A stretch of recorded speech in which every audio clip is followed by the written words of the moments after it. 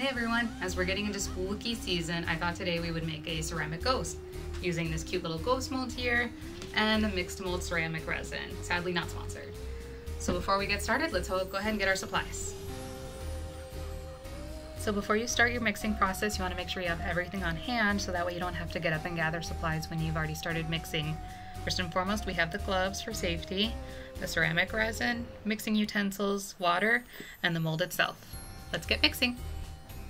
Alright, so for the mold we're using today, we need to fill up to the large size on the cup. So on the water side, we're going to fill up to that blue circle, and then on the Mix2Mold side, we are going to fill up to that blue line with the ceramic resin.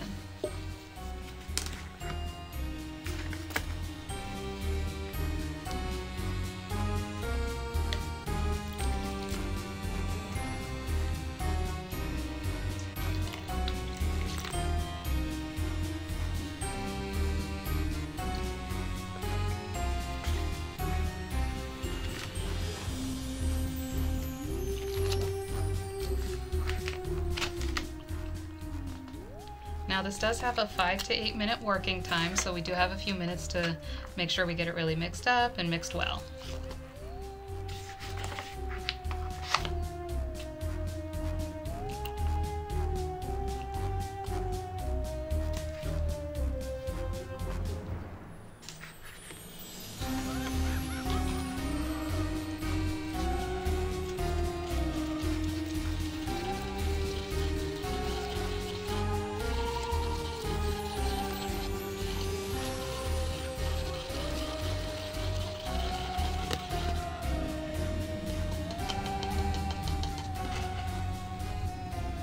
Before we finish, we want to make sure we're scraping the sides and the bottom.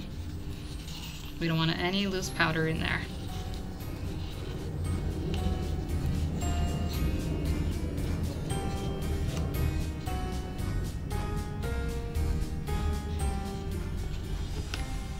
I'm okay setting the tools on the silicone mat here because once the resin is cured, it pops right off. So make sure you're always using silicone mat, silicone tools. It makes for the easiest cleanup.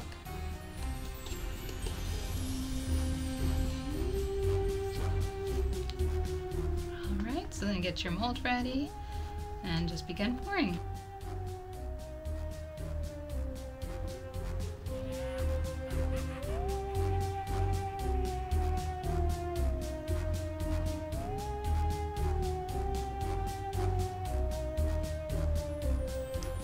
Now this is where ceramic resin is a little bit nicer compared to regular epoxy resin, is that it doesn't really bubble up and it's good at getting in all the nooks and crannies of the mold.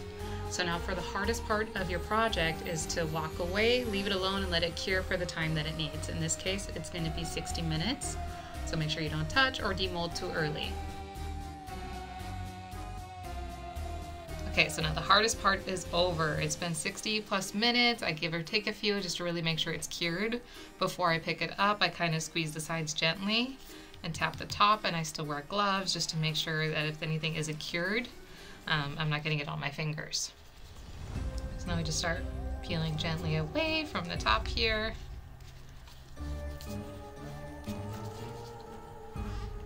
And I kind of do an inside out motion with the mold.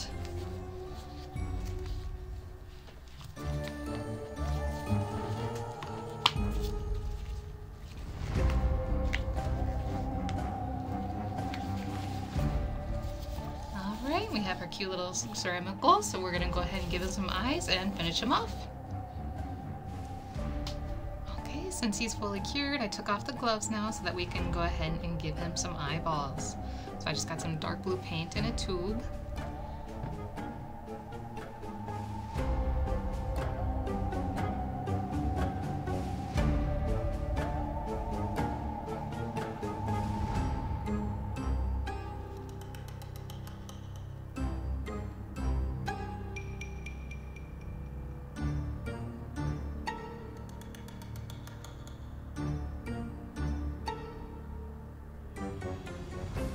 You do want to be careful that you don't get paint on the white part of the ceramic that you want to stay white, as it does stick very well to it.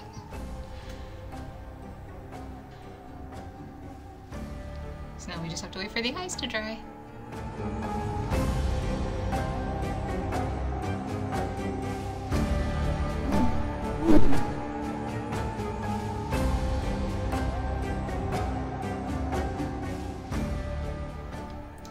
And there you have it, a cute little ghost buddy for the spooky season. Now you could either continue painting it. The ceramic paint does paint very well in a multitude of colors. I chose just to leave mine at this. You could even jazz it up a little bit extra, such as the one my sister did with some cute little flowers on top as a little garden spooky buddy. If you have any questions, leave them in the comments below. I'll be happy to answer. Have fun crafting!